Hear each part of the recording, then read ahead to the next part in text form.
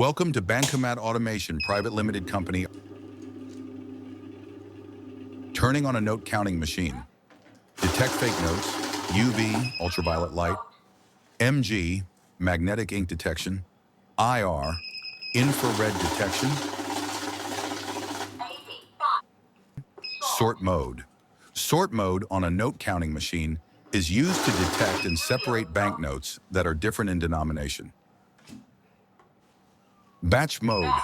Batch mode on a note counting machine counts bills and stops automatically once the batch size is reached. After removing the batch, it resumes counting the next batch. This continues until all bills are counted.